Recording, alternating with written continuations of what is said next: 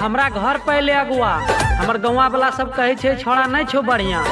अरे बहिन चोत जे हमरा देख के जले छी वकरा मिलतो सेकेंड हैंड कनी।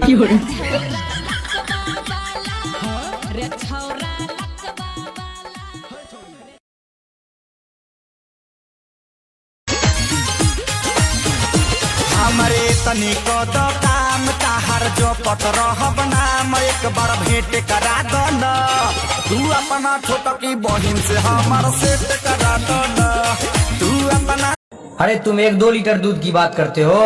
आओ कभी हमारे बिहार संत बाबा कारू स्थान, यहाँ दूध की नदी बहती है।